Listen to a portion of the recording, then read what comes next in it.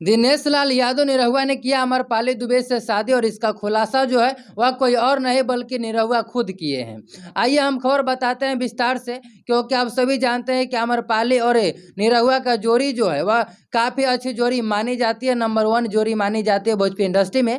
लेकिन ये कहा जा रहा था कि अमरपाली दुबे से दिनेश लाल यादव जो वह शादी कर चुके हैं, लेकिन ऐसा बिल्कुल नहीं था, क्योंकि दिनेश लाल यादव निरहुआ जी का जो ऑलरेडी शादी हो चुका है और उनके पास 2 बच्चे भी हैं। अक्सर ये देखा जाता था कि अमरपाली दुबे के साथ में दिनेश लाल यादव निरहुआ जो है वह हमेशा नजर आते हैं, चाहे वह किसी भी प्रकार का फंक्शन हो, पार्टी हो या कुछ भी हो, वहाँ पे अमरपाली के साथ निरहुआ जी जरूर नजर आते हैं और अक्सर ऐसा होता है, आप लोग देखते होंगे। लेकिन फैंस लोग यही जानते थे कि दिनेश लाल यादव निरहुआ और अमरपाली दुबे के बीच में सिर्फ दोस्ती है और कुछ नहीं है।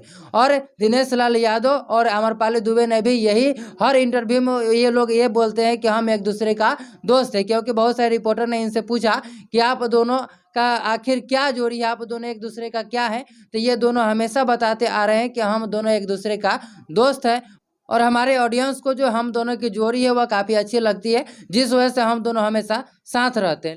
लेकिन इसका खुलासा तब हो गया जब बागेश्वर धाम वाले बाबा धीरेन्द्र शास्त्री का गुरुजी जो है, जिनका आंख जो है वह 2 है लेकिन दिखाई बिल्कुल नहीं देता है, उनके पास अमरपाली दुबे और निरहुआ गए हुए थे। उन्होंने पूछा कि आखिर अमरपाली के बारे में कि ये कौन है, आपकी वाइफ है? तो दिनेश लाल यादव निरहुआ बोल दिए कि हाँ ये मेरी वाइफ है। और उसी समय से ये वीडियो जो सोशल मीडिया पर काफ़ी तेज़ी से वायरल हो गया और लोग ये कहने लगे कि अमरपाली दुबे से शादी दिनेश लाल यादव निरहुआ जी ने कर लिया है।